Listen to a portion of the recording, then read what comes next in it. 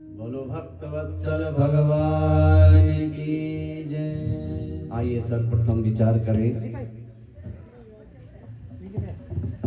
कि हम सब मनुष्य हैं, तो हमारी प्रत्येक चीज में अंतर क्यों है। और ये अंतर है हमारे पाप और पुण्य। पुण्य तो सभी कमाना चाहते हैं, पाप कोई करना नहीं चाहता है। कौन चाहता पाप करना? कोई नहीं चाहता। लेकिन क्या करें, पाप से कोई बचता भी नहीं है। कहीं ना कहीं पर हमसे पाप हो जाता है।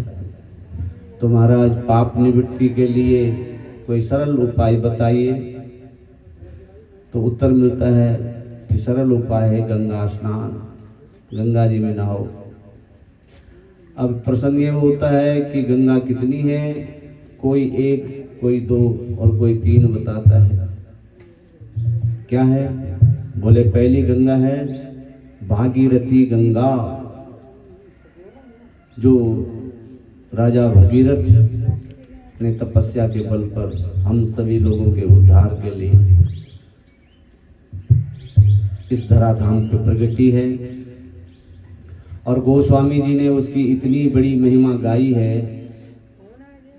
कि कोई उसको मिला वही उन्होंने सूर्य जी को दिया। तो ये मीठा फल सबको मिल रहा है और कल्याणकारी भागवत रूपी फल सबको प्राप्त हो। इसका रस आप इसको ध्यान से सुने। जैसे गाय जंगल में जाती है और घर में आकर के फिर जुगियारी करती है कि नहीं? और तो मालिक देखता है कि ये स्वस्थ है।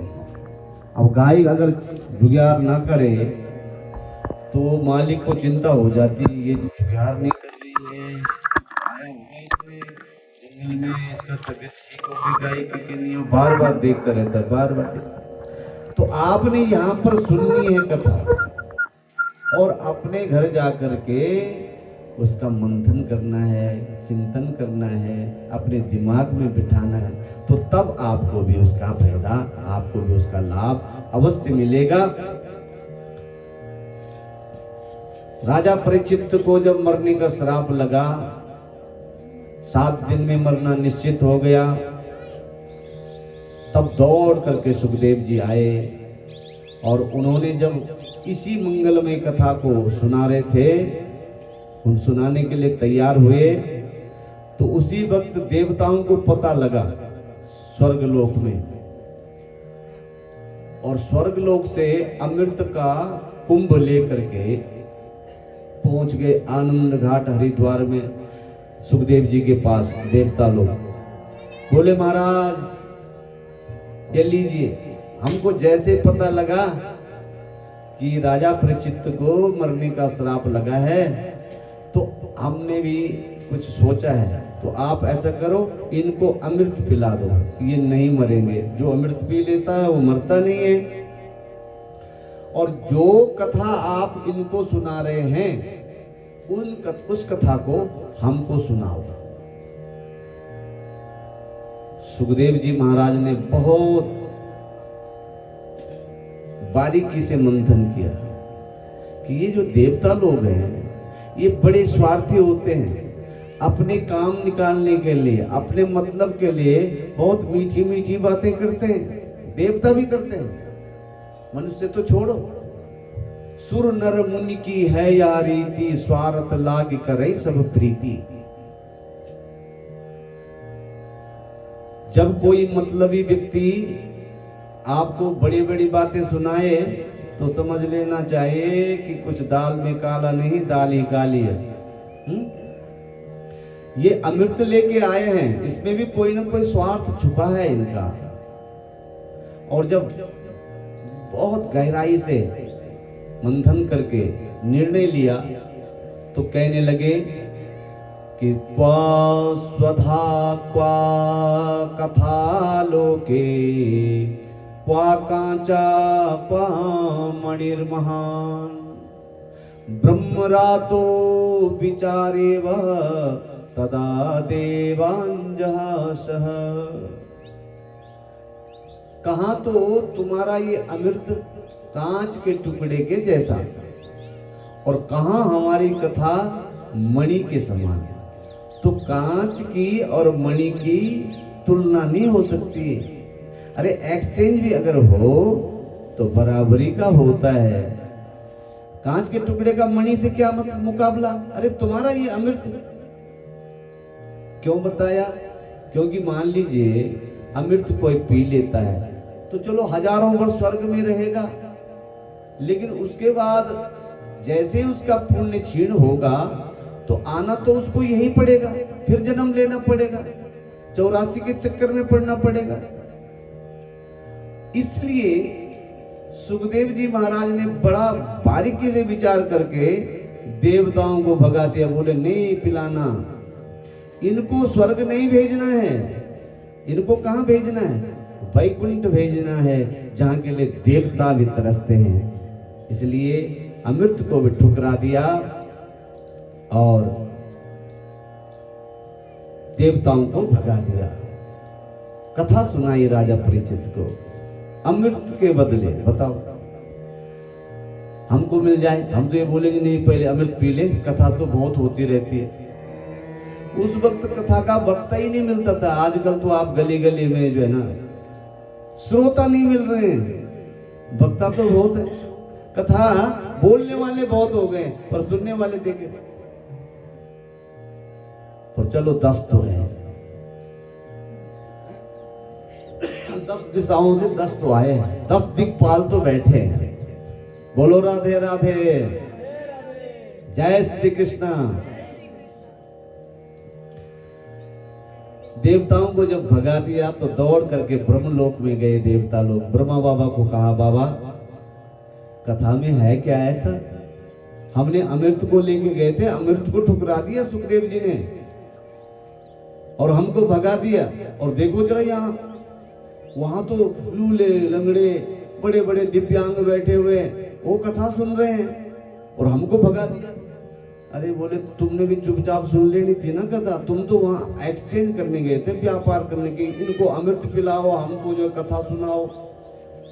वो तो परमहंस हैं इसलिए तुमको भगा दिया। बोले मुझे भी नहीं पता, लेकिन देखते हैं कि 7 दिन के बाद राजा परीक्षित का क्या होता है, उसके बाद बताएंगे कि श्रीमद् भागवत की कथा सुनने से क्या होता है। और 7 दिन के बाद जब राजा परीक्षित का मोक्ष होते हुए देखा तो तुरंत ब्रह्मा बाबा ने वहां पर एक तराजू लगाया, सारे धर्म शास्त्रों को एक तरफ रखा और भागवत जी को एक तरफ रखा। भागवत जी की तुलना में सारे शास्त्र हवा में उड़ गए, इनका पलड़ा ऊंचा ऊपर हो गया। ऊपर किसका पलड़ा होगा? जिसमें वजन कम होगा। और उसी वक्त घोषणा कर दी कि लघुनन्यानि जातानि गौरवेण इदं महत् तदा ऋषिगणा सर्वे विस्मय परम ययुः मेनिरे भगवद रूप शास्त्रम भागवतम कलो। कलिकाल में साक्षात श्री कृष्ण भगवान ही कलयुग के कलुषित प्राणियों के लिए, उनके कल्याण के लिए श्रीमद् भागवत की सप्त संहिता में आकर के विराजमान हैं। और इसलिए भागवत के प्रत्येक शब्द में, अक्षर में विराजमान हैं। उनमें उनकी गोविंद जी की श्यामलता समाई हुई है। ये भगवान का साक्षात वांगमयी विग्रह है। सौनक जी ने पूछा महाराज ये 7 दिन में ही सुनने की परंपरा कैसे प्रारंभ हुई? सूजी बोले ऋषियों ये कथा सबसे पहले सनकादि ऋषियों ने नारद जी को सुना करके प्रारंभ करी थी। यद्यपि नारद जी ने इससे पहले ब्रह्मा जी से इस कथा का श्रवण कर लिया था, पर सप्ताह का जो शुभारंभ हुआ कि 7 दिन में ही करनी है ये कथा, 7 दिन न 6 न 8, तो वो परंपरा सनकादि ऋषियों के द्वारा हुई। क्यों हुई? बोले महाराज इसलिए हुई क्योंकि जीने के 7 ही दिन हैं। जो भी जन्मेगा वो 7 दिन में ही पैदा होगा, और जो यहाँ से टपकेगा वो भी 7 दिनों में ही टपकेगा, 8वां कोई दिन नहीं। अच्छा, पूरा विश्व अगर एक मत है तो सिर्फ इसी बात पर है कि बार 7 ही होते हैं। भले ही ग्रह 9 बताए गए हैं, और विज्ञान ने तो ऐसे ऐसे ग्रहों का, हर्सन, नेपच्यून, प्लाटो, यम, वरुण, अनेक ग्रहों की खोज की है, लेकिन मुख्यतः ग्रह 9 हैं और बार केवल 7 है। 8वां कोई बार नहीं है। लेकिन गोस्वामी जी कहते हैं कि पहले था सप्ताह, पहले क्या था? सप्ताह, पर अब तो हो गए ये चप्ताह। 4 ही रह गए, 3 गायब हो गए। पहले सप्ताह माने 7 बार, बोले अब तो 4 ही बार रह गए। बोले 3 कौन कौन नहीं रहे? बोले 3 वो रहे, तुलसी इस संसार में मैंने देखे नैन पसार, 7 बार में 3 कमा, मंगल बुध इतवार। मंगल, बुधवार और इतवार, ये 3 बार अब रहे ही नहीं। कैसे महाराज? बोले ऐसे नहीं रहे। इतवार का मतलब क्या होता है? विश्वास। विश्वास ही खत्म हो रहा है। भाई को भाई पर विश्वास नहीं हो रहा, पति को पत्नी पर विश्वास नहीं हो रहा, पत्नी को पति पर थोड़ा लेट हो जाए, कहाँ रहे क्या रहे, पूरी सीबीआई बिठा देते विश्वास की कमी के कारण। हाँ,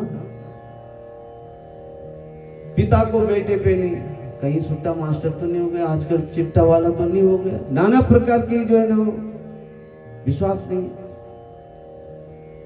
तो इतवार नहीं रहा। तो बोले दूसरा, बोले मंगल। अच्छा, कोई खबर आती है? अच्छा, पहले कोई गड़बड़ी हो भी जाती, माने किसी ने पाठ पूजा रखी घर में, तो जब तक कहीं सूतक पातक हो गए तो तब तक काम निपट जाता था, क्योंकि चिट्ठी पत्री आएगी, कोई बात करेगा, तब तक तो काम हो ही जाता था। आजकल 1 मिनट, इसलिए मंगल की खबरें कहीं आती नहीं है। जो भी खबर आओ, अखबार उठाओ, सब बुरी बुरी खबर। इसलिए ये मंगलवार भी रहा ही नहीं। बोले बुध, बुध माने होता है ज्ञानी।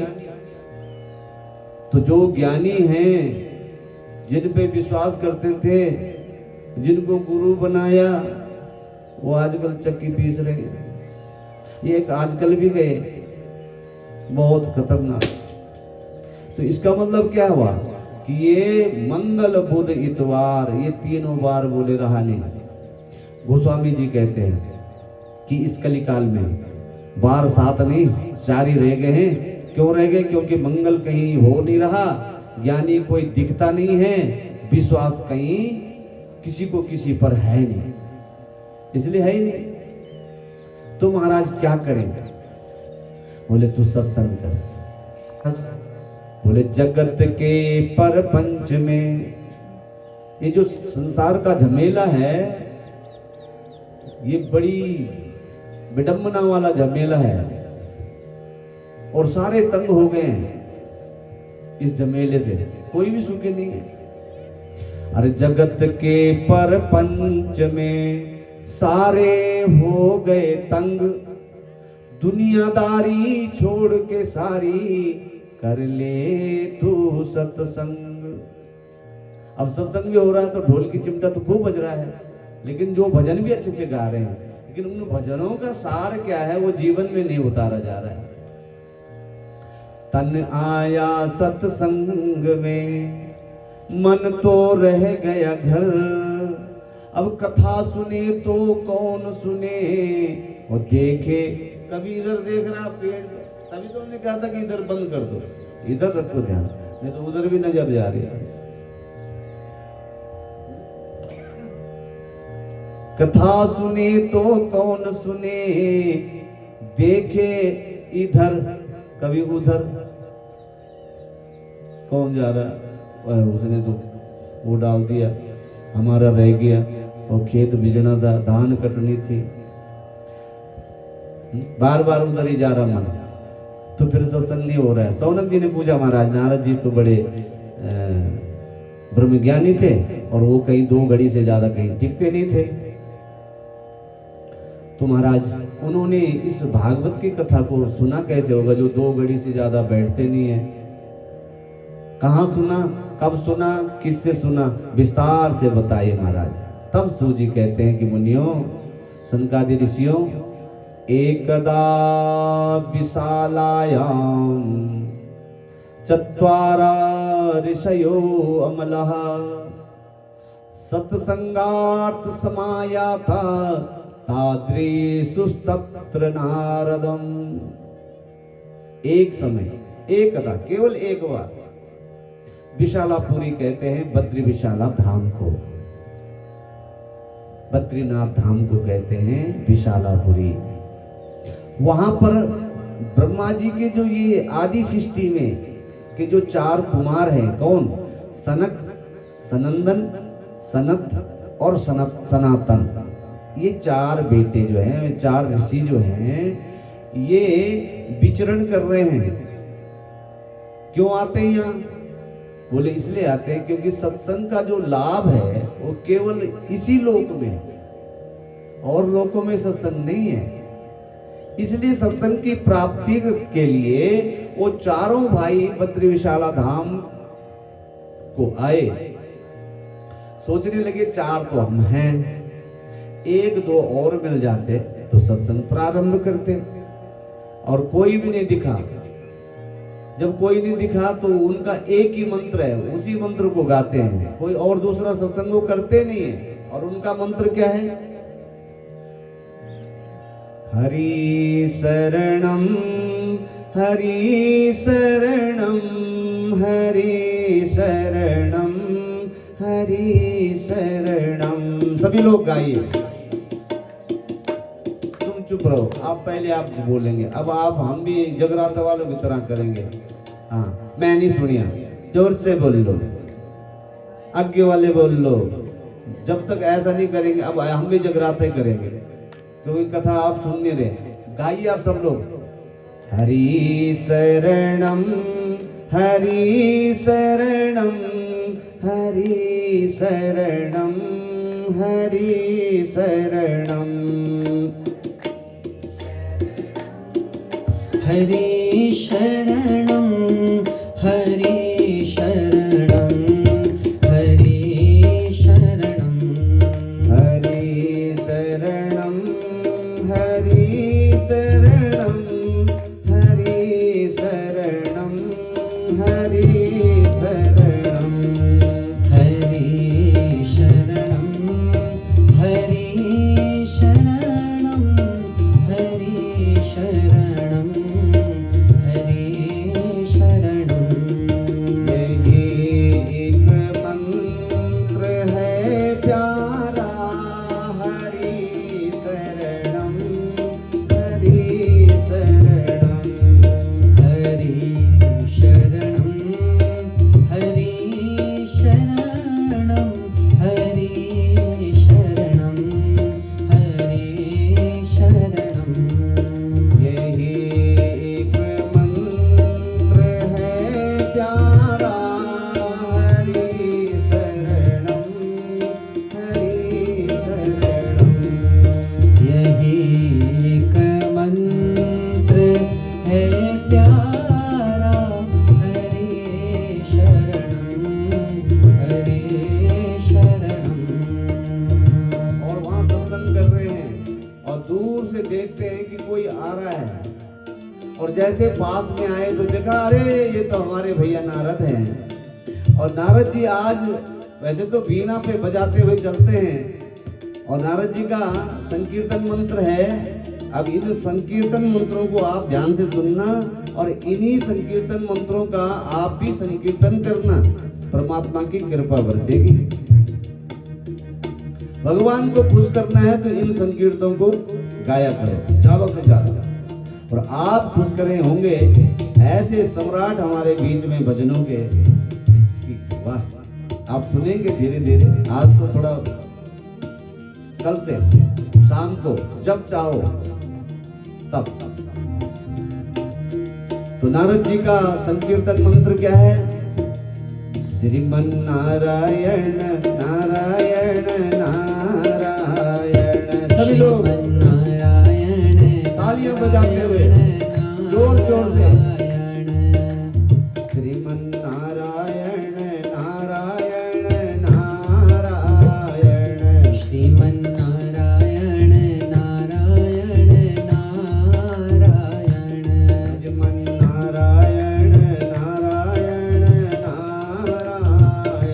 ओ भजमन नारायण नारायण नारायण। लक्ष्मी नारायण नारायण नारायण। ओ लक्ष्मी नारायण नारायण नारायण। ऐसा संकीर्तन मंत्र गा करके जैसे नारद जी विशालापुरी धाम बद्री विशाला धाम में पहुंचे तो सनकादियों ने नारद जी से कहा, पूछा, कथम ब्रह्मन्न दीन मुखा कुतस्य चिंता तरो भवान त्वरितम गम्यते कुत्र कुतस्य आगमनम तव। हो ब्रह्मन्न कथम दीन मुखा।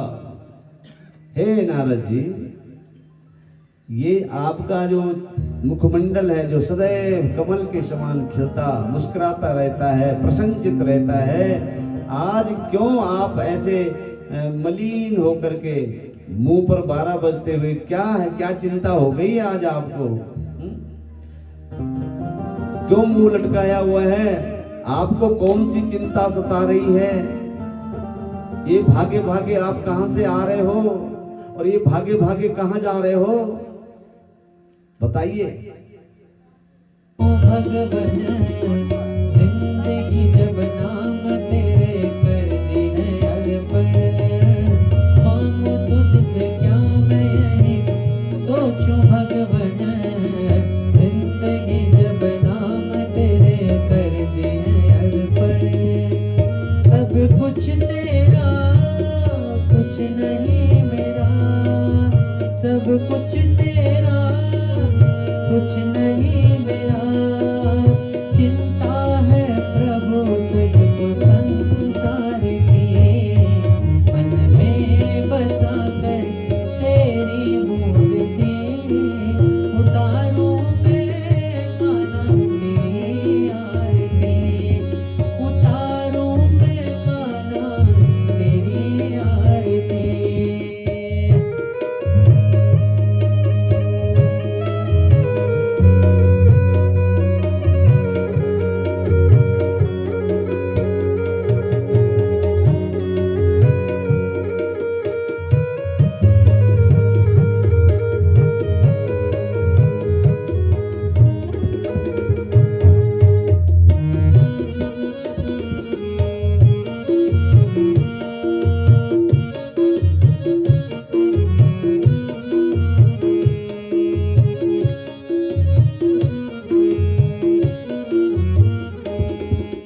वेद तेरी महिमा गाए संत करे ध्यान, नारद गुणगान करे छेड़े वीणा तान, नारद गुणगान करे छेड़े वीणा तान।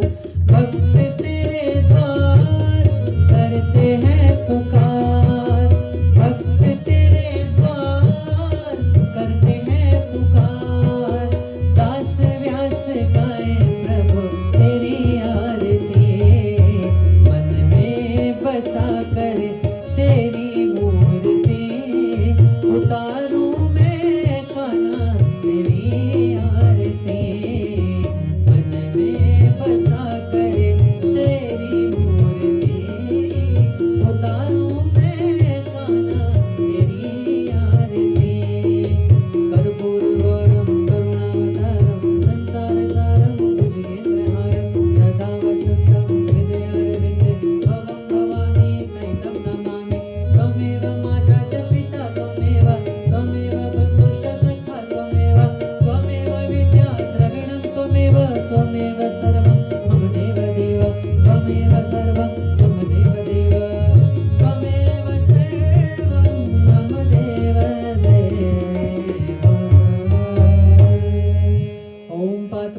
कृतं तोयं भ्रामितो केशवोपरि अङ्गलग्नमनुष्याणां सर्वं पापं व्यपोहत सर्वं कष्टं व्यपोहत सर्वं दुःखं व्यपोहत सर्वं रोगं व्यपोहत ॐ हरिः ॐ यज्ञेन यज्ञमयजन्त देवाः स्थानि धर्माणि प्रथमान्यसन्नाते हनाकं महिमानः सचन्तेव यत्र पूर्वे साध्याः सन्ति देवाः हस्ते पुष्पाञ्जलि गृहीत्वा ॐ हरिः ॐ अयोपां पुष्पं वेद पुष्पवान् प्रजावान् पशुमान् भवति चन्द्रमा वा अपां पुष्पं पुष्पवान् प्रजावान् पशुमान् भवति य एवं वेद योपामायतनं वेद आयतनवान् भवति हरिः ॐ